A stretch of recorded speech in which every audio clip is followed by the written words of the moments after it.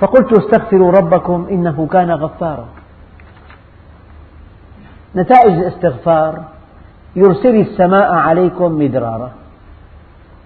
معنى إذا في نقص شديد بالغذاء وبالدخول، في ضعف بالاستغفار. دخل على الإمام الحسن البصري رجل قال: يا إمام إني أشكو الفقر. قال: استغفر الله. دخل عليه قوم آخرون قالوا: يا إمام نشكو شح السماء. قال: استغفروا الله. دخل عليه رجل قال: إن امرأتي لا تنجب. قال: استغفر الله. قاعد واحد، شو الشيخ هذا؟ لا تنجب استغفر، فقير استغفر، مطر ما في استغفر. قال له: أو كلما دخل عليك رجل تقول له استغفر الله؟ قال له: أما قرأت قوله تعالى: فقلت استغفروا ربكم إنه كان غفارا يرسل السماء عليكم مدرارا ويمددكم بأموال وبنين ويجعل لكم جنات ويجعل لكم أنهارا. واضحة الآية. فالذي أراد أن ينجب يستغفر الله، الذي أراد المال فليستغفر الله، الذي أراد أن تمطر السماء فليستغفر الله. يعني في مشكلة. أقول هذا كثيرا. إذا الله عز وجل قنن يقول لك ما في شغل، ما في مال، ما في دخل، يعني الله ما معه. بدي كلام دقيق. الله حينما يقنن جل جلاله يقنن تأديبا، لا يقنن عجزا.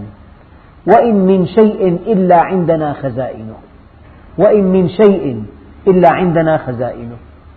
يعني الخيرات في الأرض لا تعد ولا تحصى، لكن في تقنين تأديب.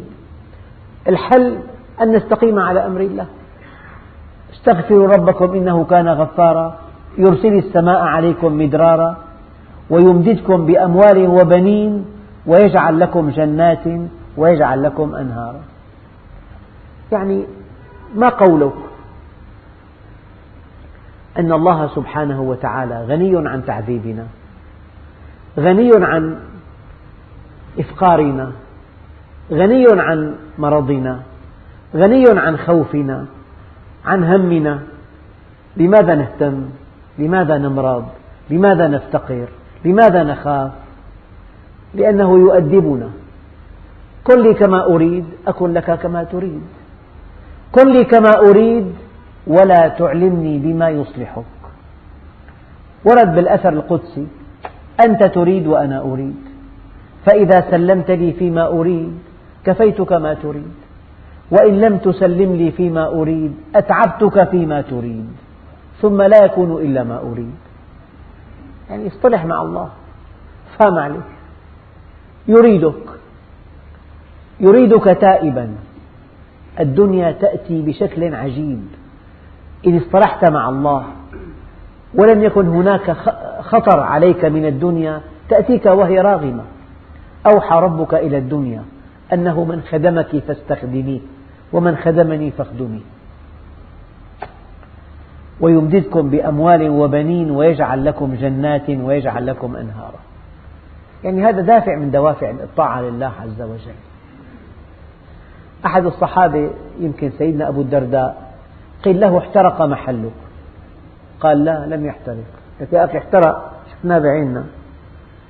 قال: ما كان الله ليفعل. واثق من طاعته لله عز وجل، واثق من دفع الزكاة. فلما ذهبوا ليتأكدوا كما قال فعلا ليس محله، فبشروه. قال: أعلم ذلك، أعلم أن محلي لم يحترق. إذا أنت كنت مع الله عز وجل الله يلقي بقلبك الطمأنينة، يلقي بقلبك الأمن.